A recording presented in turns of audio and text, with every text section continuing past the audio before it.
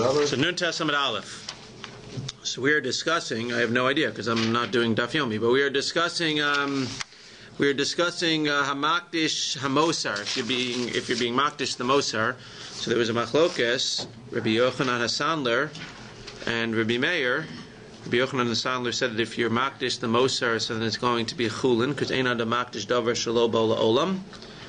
And Rabbi Meir says Hekdesh because you can be Makdish a Davar Shelo Bo La'olam. And then there was a whole discussion up until the Meisvei about whether the Mizonos or the Ma'a Kesef is what gives the man, or what gives the man, the wife's Masiyadeh. Again, the man has to give Mizonos and he has to give a Ma'a Kesef, and the woman has to give Masiyadeh, that which she does with her hands, and the Mosar, anything more than the Masiyadeh. And as we'll see, the Masiyadeh is up to a certain amount. It's up to, as the Gemara here says, in 1 second, Chamesh slime. Every woman needs to produce at least 5 slime, no matter what you're doing. You need to produce 5 slime. Anything more than that is considered to be Mosar, it's considered to be extra. So over here, the Gemara is just going to try to figure out which is equal to which. That means, is the Mizonos connected the Masiyadeh, or is the Mizonos connected the Mosar? And obviously, whatever is left would be either the Ma'a Kesef is connected the Mizonos, or the Ma'a Kesef is connected the Mosar. And obviously, the nafkamina would be if she doesn't produce one or the other. It means if he doesn't give her the mizonos, so then does he not get the masiyadeh, or does he not get the moser? If he doesn't give the ma'a kesef, does he not get the masiyadeh, or does he not give the moser? Meisvei. Tiknu mizonos tachas masiyadeh. So we see over here clearly that the mizonos is what gives him her masiyadeh. Ema tachas moser masiyadeh. But if you want to explain it according to the other opinion, that the mizonos equals the moser masiyadeh, the extra, more than the 5 salams, then you just say that the Brisa says, no, it's not mizonos tachas masiyadeh, it's mizonos tachas moser masiyadeh. Tashma, we have proof him. If he doesn't give her the ma kesef, then she gets to keep the masiyadeh. What does that imply? That the ma kesef is connected to the masiyadeh, not the mizonos. Ema no moser masiyadeh shala. Just add, no, if you want to learn the other way, just say Yemeno nosin la ma kesef, then what? Then the moser masiyadeh is hers. But we see Mahi Osa La Mishka Chamesh Shlam Shesi Bihuda. We see that the Masiyadeh is Chamesh Shlam. Hachikamer Masiyadeh Hakama Have Delay the Moser Dida Hakama. Just telling us, how do you know how much is Moser? Again, where's the cutoff line? What's considered to be what she produces and what's considered to be extra? So the cutoff is the 5 Shlaim Shesi Bihuda.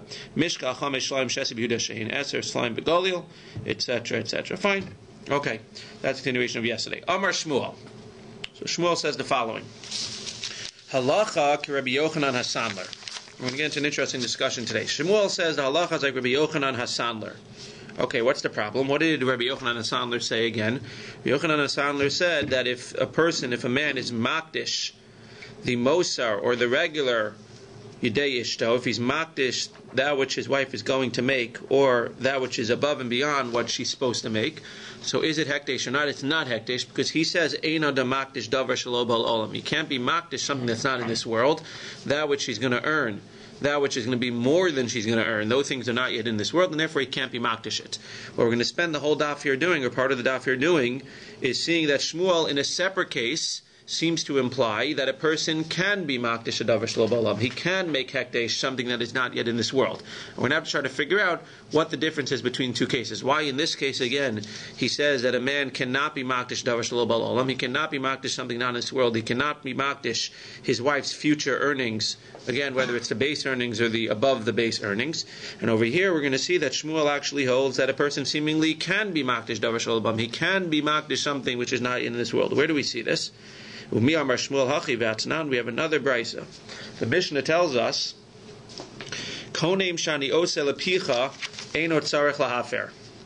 if a man is married to a woman, and the woman says to the man, anything that I make, any benefit, any masiyadeh that I have, I am taking a neder that you are not allowed to have.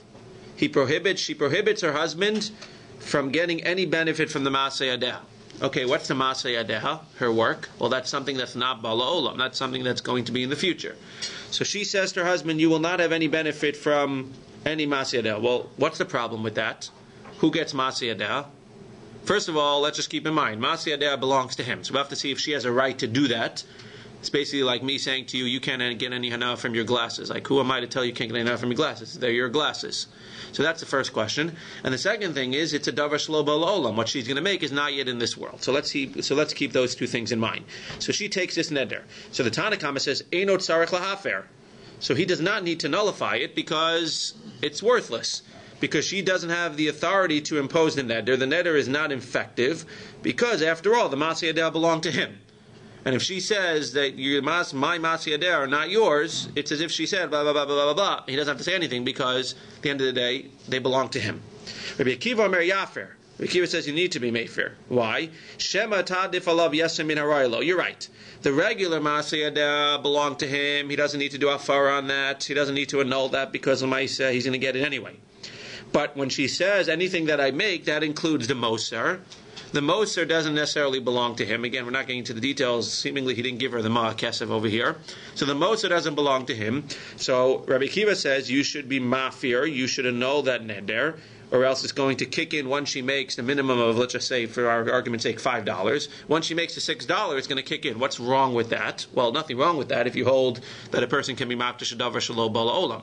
Because that $6 that's coming is not yet in this world. And therefore, he doesn't have to be mafir the first 5 because they belong to him. The $6 he should be mafir because if he's not, then when she makes that $6, it's going to belong to her. I.e., adam makdash davar shelo ba'olam. That's fine. Rabbi Akiva has a right to hold whatever he wants. The question we have is Shmuel. When does it actually come into the world? When she makes the money, when she does the work, or when she gets paid. When she does the work, I guess. When she does the work to get paid, I guess. So Rabbi Yochanan ben Nuri Amar Yafer, he should be made for it. Why? Shema yigarsheno tehei asura lachzor. So he holds even different. He seemingly holds you don't have to be made for it for the base pay, the Masei Adel. You don't have to be made for it for the Moser. Seemingly everything belongs to the guy. However, he should be made for it because what's going to happen? Maybe they're going to get divorced. When they get divorced, now this neder that she's taking is going to kick in. I.e., he can't get any hana from any of my Masei Adel. Now that he's going to love her again, he's going to realize he made a mistake, he's going to want to remarry her. Now he's not going to be able to remarry her because you can't marry a woman who's not giving you the Masei Adel because Masei Adel is tachas mezonos, and part of the Tanai KESUVOS is that you have to support her. What's wrong with this? Well, nothing's wrong with it if you hold, again, that Makdish Adam Davar Shelo Ba'olam, that she's being Makdish, something that's not in this world. What's she being Makdish? She's being Makdish even more than Rabbi Akiva. Rabbi Akiva says she's being Makdish the Moser. According to Rabbi Yochanan ben Nuri, she's not even allowed to be Makdish the Moser, but she's being Makdish the money that she makes after they're divorced. And if Rabbi Yochanan ben Nuri says that he should be made for it, that means he's worried that this is actually going to take effect and it's going to mess over the husband later on if he wants to remarry her. Fine, that's all good and well, except if you tell me that Shmuel holds like either Rabbi Akiva or Rabbi Yochanan ben Nuri. Certainly there'd be a petach in the nether that she never thought she would remarry him. Okay. But at the end of the day, it's chal. It should be a problem for that chance it will happen, because for sure at that point she would go and she would say, look, I never had right. a machshava that it would. Right, but the point is that if she's not made for it, the Gemara is still holding that if for whatever reason he's not made for it, and she chooses not to change her mind, so then it does actually kick in. So the Gemara says, "V'amar Shmuel halacha Rabbi Yochanan ben Nuri." That's our problem. The problem is that Shmuel says that the halacha is like Rabbi Yochanan ben Nuri, and again, if Shmuel would have said the halacha is like Rabbi Akiva, it would have been a problem also. The fact that Shmuel holds that it's like Rabbi Akiva or Rabbi Yochanan ben Nuri, then it's makdish davar shelo ba'olam. And how could he be makdish davar shelo ba'olam? So the Gemara answers, "Ki amar Shmuel halacha Rabbi Yochanan ben Nuri lahadafa." When he says the halacha is like Rabbi Yochanan ben Nuri, he was talking about the hadacha, similar to Rabbi Akiva. What's the problem with that answer? That answer doesn't answer our question. And we've shown him point out that answer doesn't answer our question, and we don't even bother rejecting it because the Gemara is going to reject it anyway. So, but that doesn't answer the question. You're telling me Shmuel holds Ein Adam Makdish Davar Shelo Ba'olam. In this case, Shmuel holds like Rabbi Yochanan ben Nuri, which seemingly says Adam Makdish Davar Shelo Ba'olam. Because what? Because we're worried that he should be made for it. Because we're worried that when they get divorced, it's going to kick in, which is the Davar Shelo Ba'olam. We answer the question by saying, don't worry. He's talking about like Rabbi Yochanan ben Nuri lahadafa for the Moser. What do you mean lahadafa for the Moser? At the end of the day, lahadafa is not here in this world either. So one can argue, what do you mean lahadafa? We said that it doesn't work, but okay, that's not what Rabbi Yochanan ben Nuri says. Again, we said that Rabbi Yochanan ben Nuri would seemingly agree with Rabbi Akiva that the hadafa, the guy doesn't have to be meifir because lamaisa it belongs to him anyway. So that's how you could explain the Gemara. But the seemingly pashut pshat in the Gemara is Shmuel's holding that the halacha is like Rabbi Yochanan ben Nuri lahadafa, and that in general he should be made for because of the hadafa, because of the Mosar. What do you mean because of the Mosar? The Mosar is a davar shelo ba la'olam in this world either, so that doesn't help us. V'leima, if that's so, halacha, then it should say halacha Rabbi Yochanan ben Nuri lahadafa, or it should say inami and halacha tanakama, inami halacha Rabbi Akiva. So we still don't have an answer. We have again. Let's not get lost in the details. We have Shmuel saying, in our case, ein adam makdish davar shelo ba la'olam, and over here seemingly he's holding like Rabbi Yochanan ben Nuri that she can be makdish something which is not yet in this world, i.e. the masei adeha, which she'll make after they're divorced, and he has to be made for it. So it seems like Shmuel contradicts himself. So rather, the Gemara says, Elamar Rav Yosef konamos kamar. Do you talk about konamos? Shani konamos. No. Really, Shmuel holds Eina damakdish davar shelo bala olam. Shani konamos, but in this case, she can be makdish davar shelo bala olam. Why? Because konamos are different. Mitoch she'adam oser peres chaver alav, adam makdish davar shelo bala olam. And again, without reading into the words too much, what the Gemara is saying here is that a konem, when she takes this neder, in general, when somebody takes a konem, so who are they forbidding? They're forbidding one person to the item. When she takes this neder, she's forbidding who? Her husband to her masei adeh. When somebody's makdish something in general, who are they forbidding it to? Themselves. Everyone. To themselves and everyone else. It's hekdesh. So we're saying that a konem, when you're forbidding something to one person, is not going to be as strong as hekdesh. So in general, by hekdesh, we say, ein adam makdish davar shelo bal olam. You can't be makdish something that's not in this world. Since a konem only affects this one person, her husband, it's not as strong as making something hekdesh. If it's not as strong, so we'll be able to say that in this case, adam, I don't know how you want to say it, maknim davar shelo bala olam. So it's not that Shmuel's contradicting himself. Shmuel holds eina damakdish davar shelo bala olam. He can't be makdish something that's not yet in this world. However, in this case, the woman can be quote unquote makdish this thing which is not yet in this world, according to Shmuel, because again, it's only a konam, it's only something that's forbidding. She's forbidding the masei adeh specifically to her husband. So in this special case, where it only affects one person, she could be makdish these masei adeh shelo bala olam, i.e. she can forbid them to her husband even though they're not yet in this world. But in general, eina chanami, Shmuel would say eina damakdish davar shelo bala olam. That's how the Gemara answers. It would seem kind of counterintuitive, because if he holds that you can't be makdish something, then al achas kama you can't be makdish one thing for one person. You can argue that way. The Gemara is arguing the other way. The Gemara is arguing that in general it's just saying that konamos are weaker.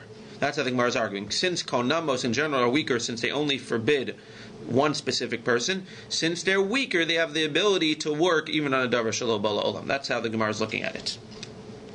Amar le Abaye, so Abaye says, very nice, but that doesn't work either. Bishlama adam oser peros chavero alav shekein adam oser peros av chavero. It's very nice that a person can make his peros of his friend aser to him, because I can oser my peros to my friend. Yes, or davar shelo bala olam al chavero shekein ein adam oser peros chavero al chavero.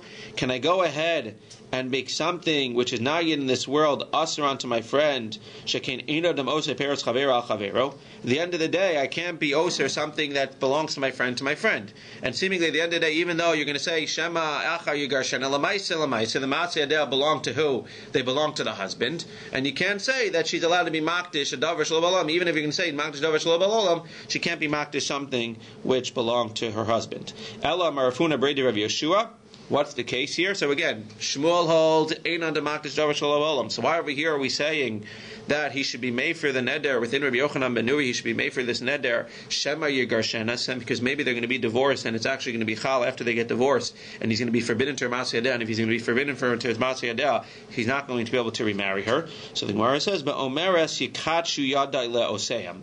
She's saying that my hands will be mekadesh and they will not be able to be used for you. The yadayim isnu b'olam. That's not a davar shelo bala olam. If I'm saying that my hands become kodesh, anything that my hands make are aser to you, my husband, so that's not a davar shelo bala olam. So Gemara says, "V'chi ka'amra hachi mi mekadesh ha mishabdelei."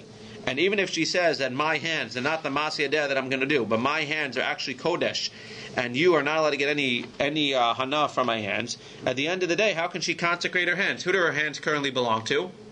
Her hands belong to her husband. Says the Gemara, "Da amra lechi megarsha." So what's she saying? She's saying that when I divorce you, or when you divorce me, when you divorce me, so then the Masei Adar are going to be forbidden to you.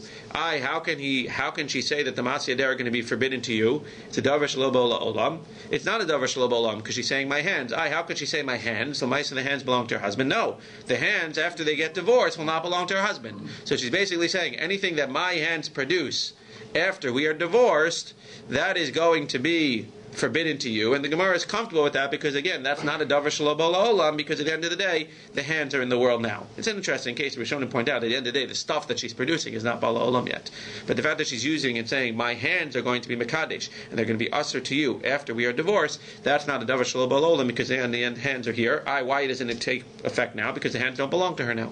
That's what the Gemara says. After they get divorced, that's hers. What? Isn't it a davar pashut that after they get divorced, that anything that she makes doesn't go to the husband, the ex-husband? Right, but again, no, that's not the problem. We said next-husband, it's divorce. That's not the problem. To the ex-husband, right? The ex-husband. To the ex, to the next, it's all the same. Why would she make a neighbor? It's a davar pashut. Doesn't belong to him.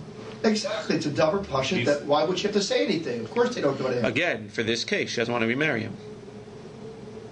No, the point is, why would anyone? Because if it takes effect, that they don't go anyhow. Because if it takes effect, yeah. So then we're going to say that they can't get remarried. Still circular reading.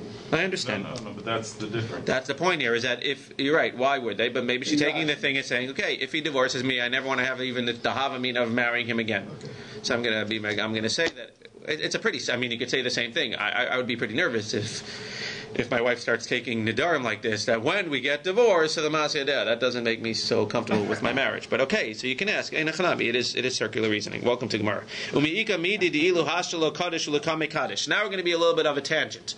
So now the Gemara is going to say, is there such a case where I can go ahead and now I can't be mekadesh it, but later I can be mekadesh it? Because again, what are we doing here? Right now I can't be makdish the Masei Adar because einachanami, they don't belong to me, my hands. But I can be makdish the Masei Adar. It's not a davar shelo b'olam because I have my hands here. I can be makdish something now, which will take effect later, i.e. the hands that I do, whatever I do with my hands after I'm divorced. So do we see any scenarios like this? Do we have any cases where we can learn from before? Do we have any cases where we see that I can be makdish something now, but I can be makdish something later?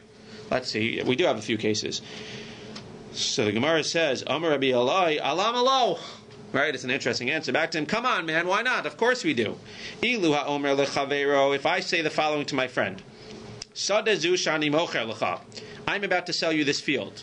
He doesn't actually say this, but I'm about to sell you this field, and I'm about to rip you off, and you're going to come back to me in a week, and you're going to say, I want you to sell it back, I want you to buy it back, because it really wasn't a good investment, and I should have known better.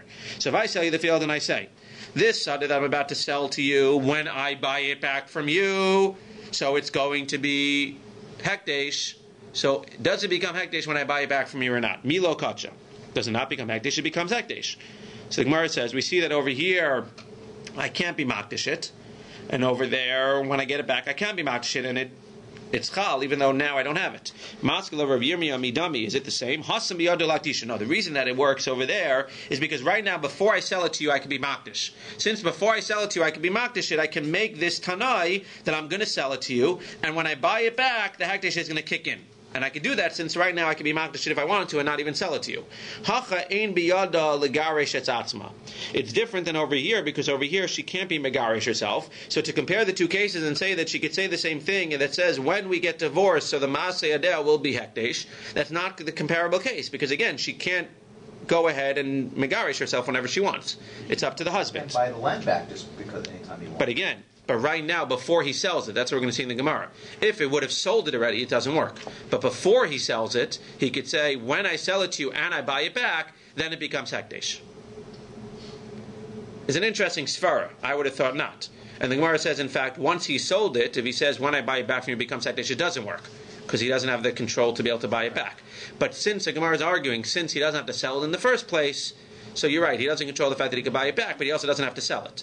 So since he doesn't have to sell it, he can be makdish it under the condition that when he buys it back, it goes. Obviously, if he doesn't buy it back, it's not chal. But I hear the argument. Halo damya ela laomer lechavera. Our case where she is makdish, that which her hands makes after they are divorced, it's similar to a different case. Sadezu shemacharti lecha. This one. This is what we're saying. This sada that I sold to you, when I buy it back from you, tikadesh, it's going to be hekdesh. Delo kacha, it doesn't become hekdesh, because again, I don't control whether I buy it back from you or not. So therefore, if I say it's going to be hekdesh when I buy it back from you, it's not hekdesh when I buy it back from you, because right now you don't have to sell it to me. So too over here, we could say that lo kacha, that when she's mekadesh her hands after they get divorced, so it's not kodesh, it doesn't become hekdesh, because Lamaisa, she doesn't control whether they get divorced or not. Says the Gemara, maskala Rav Papa, midami. It's not the same. Hasam gufo peres biyada delokeach. In that case, the reason that he can't go ahead and it's not chal when he says, when I buy it back from you, it's going to be hekdesh, it's not hekdesh, because Lamaisa right now, the buyer has the stuff. He can do whatever he wants with it. Hacha gufa biyadahu. Over here, Einachanami, she doesn't control when they get divorced, but at the end of the day, her hands belong to her, and she has them here. And even though they're not yet divorced, her hands are here in place, and therefore, if she would say, after we get divorced, it's going to be hekdesh, in fact, it would be chal, and it would be hekdesh. Rather, our case, holo damya, ella leomer lechavero, this case of, sadazu shemishkanti lecha lekeshe'evdena mimcha tikadesh. It's a different case. It's a case where I gave you a collateral. I gave you a sada as a collateral, and what I say is that when I go ahead and I redeem that collateral from you, then it becomes hekdesh. So, is it in my ability to be podeh? Yes. Since I can be podeh, so I can make it hekdesh. Dekatcha. So it becomes hekdesh once I go ahead and redeem it. Since it's in my hands to be able to redeem it whenever I want, it becomes hekdesh. Maskif la Rav Shisha Brei Rava. He's going to have the same kasha here. How's that similar to our case? She doesn't have the ability to divorce whenever she wants. Says the Gemara, Maskif la Rav Shisha Brei Ravidi. Midam, is it the same? Hasam biyado lifdosa. Hacha im biyado legari shatzman. It's not the same. So we still haven't found a precedent. Says the Gemara, halo damya, this case of a woman being makdish after she gets divorced is not damya ela la'omer lechavero. He says to the chavero, sadezu shemishkanti lecha le'eser shanim lekesheftena mimcha tikadesh dekacha. Interesting. So this sadeh that I gave you as a mashkon for 10 years, i.e. I can't touch it for the next 10 years. When I redeem it, it's hekdesh, and the Gemara says it's actually hekdesh. Over there, even though I don't have the ability to be makdish it for the next 10 years, I don't have the ability, to be podeh for the next 10 years, it's still hekdesh once I'm podeh it. That's similar to this case where she can't go ahead and be megarish herself, and we should say that so too when she says, my maseh adeh, after we get divorced, belong to me and not you, and you can't touch it, that should work too. What's the difference? Maskal Ravashi, midami, no. Hasan lesser shanim, mi abiyadu lifdos. At the end of the day, after 10 years, he has the right to go ahead and be podeh. Hacha im biyadu legarish atzmil olam. Over here, she never has the right to go ahead and be megarish herself. It always is in the hands of the husband. There's a different point, though. The what? In each of these cases that were just cited, he still owns it. He still has ownership. When he's given it as a pledge, it's still his. He's just given it for collateral or something. No, shemacharti lecha. There was a case that we brought that he already sold it. I'm talking about the more recent ones. Right. Okay. So he still owns the field. So why wouldn't he have a right to be makdish? Again, lease it. So that's why the Gemara says the kacha. It is kacha. So the Gemara, you're arguing. The Gemara could have argued. It didn't have to say ein biyad legarish, but it could have said lemaisa. It belongs to him. Right. Fine. So the Gemara could have argued that also maybe. Says the Gemara, what's the difference? So again, we've rejected all of the possibilities and tried to understand Shmuel. And we still don't understand Shmuel, why he would hold about Makdish Davar Shelo Balolam. So we tried setting it up as a case of Lechi Megarsha. Says the Gemara, Ela Amar Ravashi, Konamos Ka'amar Shani Konamos de Kedushas Aguf Ninu Chidurav. So it's going to give the same answer. Really, it's Konamos. And since it's Konamos, it's a weaker thing. So you can be Makdish Davar Shelo Balolam. Why is it different? Shani Konamos de Kedushas Aguf Ninu. Rather, it's a difference because konamos is a gedushas aguf. The Amar Rava, because Rava says hekdesh chametz v'shechor mafki and midei shibud. The Gemara says that a neder is considered to be kedushas aguf, that her hands are considered to have an inherent hekdesh, which revokes her husband's lien from Asiyadeh. So the Gemara is giving a different answer here. The Gemara is not saying that over here, one answer that we gave was that konamos are different. Over here, it's weaker, and you can be matish davar shelo ba'olam, because at the end of the day, it's weaker because it only forbids one person, the husband. Rav Ashi seems to be giving a different reason. Rav Ashi is saying, why in general does Shmuel hold ein adam makdish davar shelo ba'olam, but over here, you can be makdish davar shelo ba'olam? Because at the end of the day, the Gemara is saying, it sounds to me that what the Gemara is saying is that this is not even a davar shelo b'olam.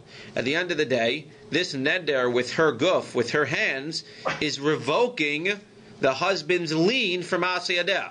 And when she takes this swear, so basically what she's saying is that my Masei Adeh are not yours, and has the ability to go ahead and not be his. What's the problem with this answer? If she takes this shvuah, then when should it kick in? Right now, while they're still married. Says the Gemara,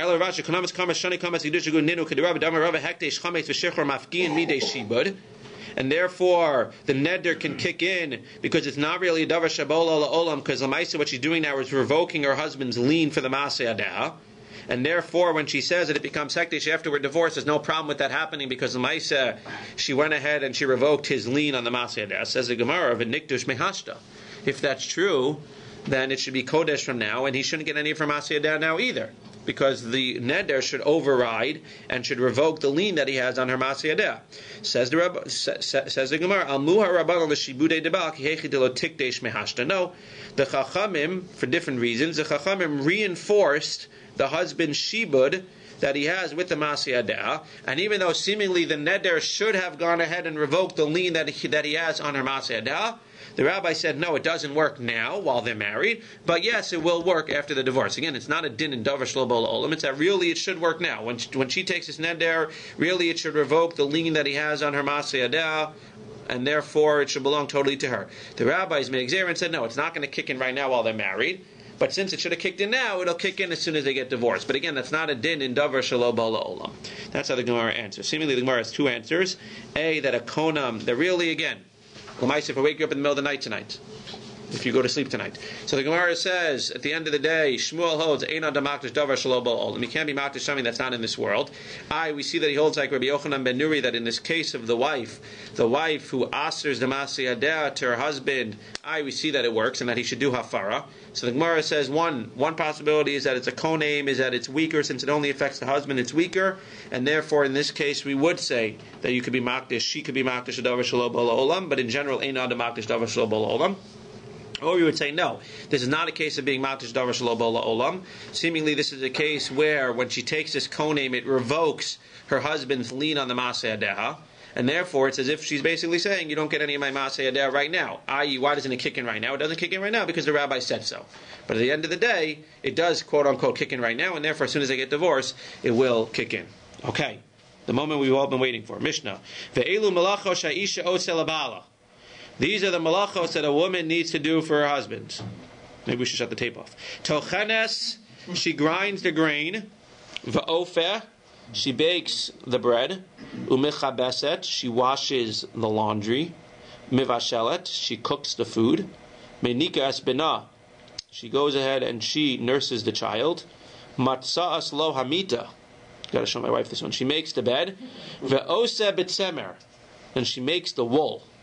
Hichnisa lo shivcha achas lo tochenet velo ofe velo mechabeset. If she brings in one shivcha, then she doesn't have to do the tochen, or the cooking, or the washing.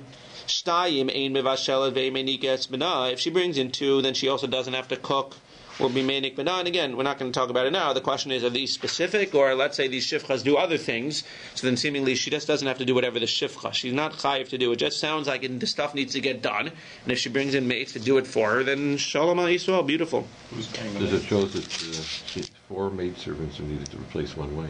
That's what it shows like. Who's Shalosh paying ein, the maid? who's paying the maintenance? Yeah, seemingly. Wife from her money. She brought it in. No, Into no. her Sounds like she brings it in. So then Yeah, it's the wife from her money.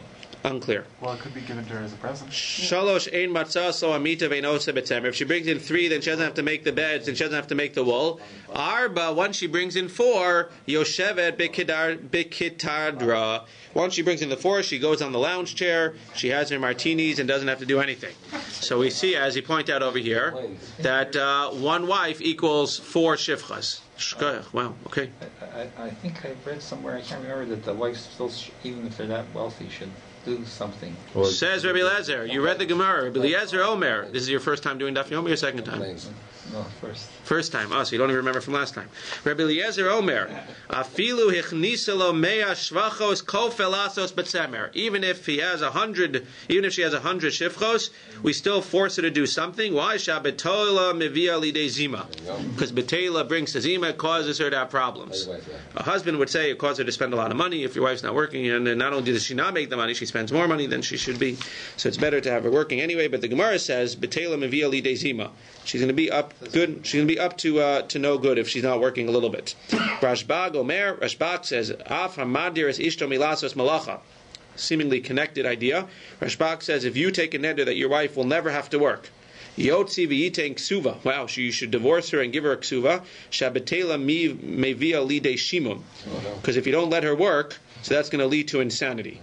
So two things. If she doesn't work, it leads to zima, it leads to inappropriate things, and it leads to insanity. So everyone should go home and make sure their wife works. Says the Gemara. Do you think the wife is actually going to head and grind the grain? She's going to go and use that big machinery? Ela ema mitachanes. No, she needs to prepare the grain, but then the machine will grind it. Or the Gemara is saying, no, she needs to just grind it a little bit using the hand grinder. Masnisan delok Rabbi Chia. Okay, we're not going to like this one. Politically incorrect. Masnisan delok Rabbi Chia. Rabbi Chia says the following. Detani Rabbi Chia. Ein isha el liyofi. The purpose of a wife is for her beauty. Ein isha el labanim. The purpose of a wife is to have kids. The purpose of a wife is to wear jewelry not for her sake, so that she looks beautiful for her husband. So therefore, the Mishnah is not like Rabbi Chia, because the Mishnah says that a woman needs to do all of these things. Rabbi Chia says no, a woman shouldn't do any of these things. A woman should have the shifchos do all these things, or the lemaisa, she's not chayiv to do these things, and her only purpose is to look nice and have children. V'tani Rabbi Chia, and Rabbi Chia says, if you want your wife to look beautiful, you should put on linen clothing on her.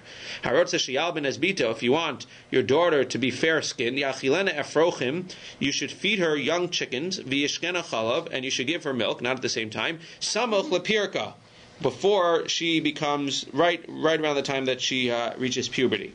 Okay. And the wife needs to go ahead and feed the child. She needs to nurse the child. So it seems like the chiyuv in our Mishnah, it says it's a chiyuv for her to feed her child, to nurse her child. It seems like the Mishnah is not like Beit Shammai. Why? Tanya, because it says in the Mishnah, in the Bryce, and Nadrash lo lehenik es b'na, if she takes a neder not to be mehenik b'na, not to nurse her child, Beit Shammai omrim shomet es dad mipiv. She doesn't have to nurse her child. What does that imply? She could take a neder not to nurse her child because she doesn't have to nurse her child.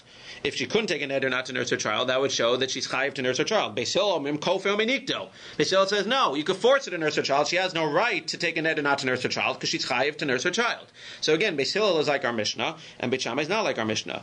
Either way, nisgar she'ena kofel. Once they're divorced, so seemingly even Beit Hillel holds that you can't force her to nurse the child. That's not her responsibility once they get divorced, which is interesting because it's not a responsibility to the child; it's a responsibility to the husband. However, if the kid will only nurse from her, when they're married, obviously when they're married, but even when they're divorced, where Beit Hillel says we don't force her, if the baby will only nurse from her, then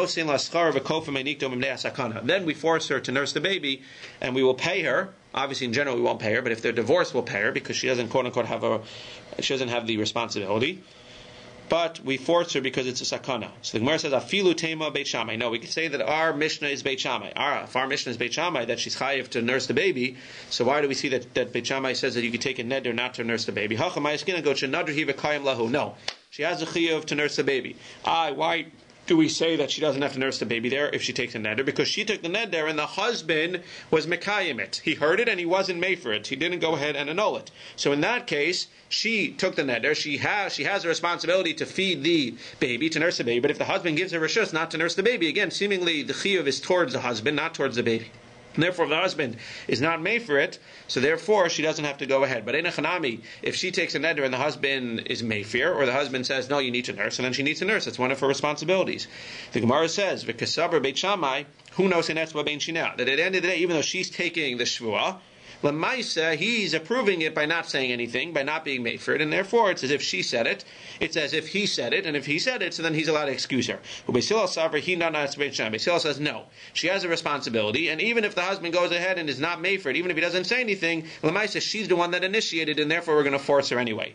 Says the Gemara, Very interesting. We're going to end with this. Gemara says again, we had this a few dapim ago. According to Beit Shammai, when she initiates the neder, so if he approves it, it's as if he took the neder himself. It's as if he says, I'm okay with it. And according to Beit Hillel, no. If she initiates the neder, even if he quote-unquote approves it, Lamaisa, she initiated it, and he doesn't have to do anything. He doesn't have to bother saying anything. The question is, if that's what they're holding, that it depends on whether we care about who's initiating it or not, so then v'niflog b'ksuva ba'alma. So then why aren't they arguing on a much deeper case, where she takes a neder from not giving any hana to him, and the husband is there and doesn't say anything? So seemingly, according to Beit Shammai, since the husband doesn't say anything, he's approving of the neder, and therefore he can't get any hana from her. And he'd have to divorce her, and she would get a ksuva. And according to Beit Hillel, where she says, you're not going to get any hana from me, and the husband's standing there, according to Beit Hillel, he doesn't have to say anything, and therefore, since he didn't say anything, even though he has to divorce her, but Lamaisi, he doesn't have to give a ksuva, because it was her idea. So why don't we say this even deeper case? Says the Gemara, you're right, that's true, that's a good kasha. Seemingly that therefore Beit Shammai doesn't say that. Ve'od, we have another kasha, Tanya, Beit Shammai omer me'ena menika. We see clearly that Beit Shammai says that if she doesn't want to, she doesn't have to be menika. Nothing to do with whether she took a neder or not. Ela mechaver to masnis delok Beit Shammai. Rather, our Mishnah seems to be not like Beit Shammai, and Beit Shammai says that a woman is not responsible to go ahead and be menik the son. She's not responsible to nurse the baby, and our Mishnah says that a woman is responsible to go ahead and nurse the baby. Shkoyach, everyone.